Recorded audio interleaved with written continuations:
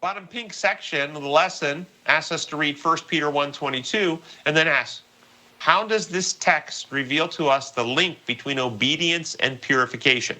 And the text is, now that you have purified yourself by obeying the truth so that you have sincere love for your brothers, love one another deeply from the heart. Does this question that the lesson asked and the Bible text trigger anything in your mind? The link between obedience and purification, and purify yourself by obeying. Brings you to the law, the difference in the law.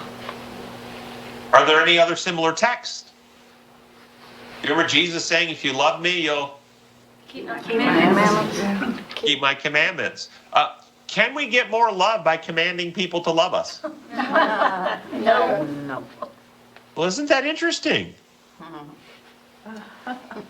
Or are the 10 commandments really the 10 suggestions? Command, can you get more love? No. The real issue is understanding what obedience is. When you hear the word obey or obedience, tell me what that means.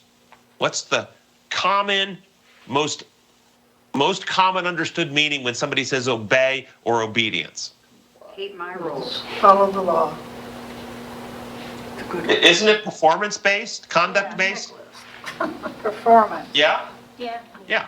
It's about how we conduct ourselves, okay? That's the common meaning. That's not the biblical meaning, actually. But what happens because we accepted the human law model, we've accepted this idea of obedience as doing or behaving, following the right rules. The actual Greek word translated obedience and obey is hupoakue. Hypo, the first half, we get hypo from, like hypoglycemia and hypotensive, and it means under or humble or low.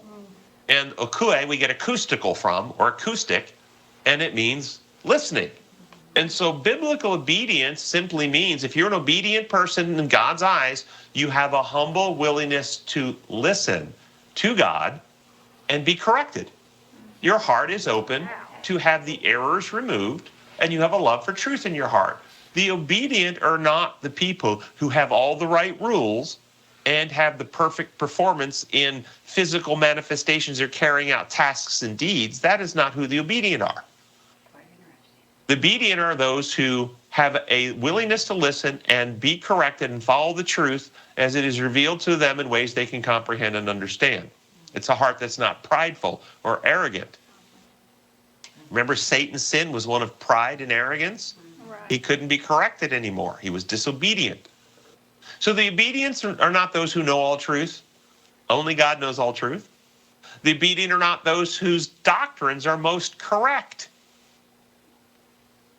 Now, does that trouble you? If I say the obedient Christians are not those who have the most accurate biblical doctrines, would you feel uncomfortable with that? No, No. not anymore. Well, think about the Jews who crucified Christ. Yeah. Who had better doctrinal truths? Those who demanded Christ die, or the centurion who recognized he was the Son of God? Or the Samaritan woman? Who had better doctrinal truths? Yeah. So it's not about even having the correct doctrines, which we may have. They were not obedient. They were disobedient. But they had the right doctrines. They had the right Sabbath. They had the right diet message. They had the right sanctuary. They had the right feast days. They had the right Bible. And on we go.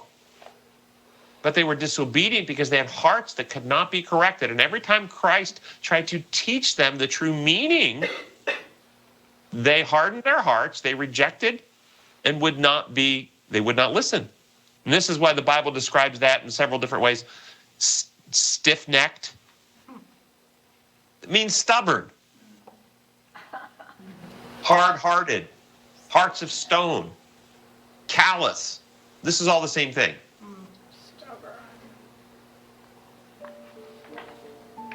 Wednesday's lesson, 4th paragraph.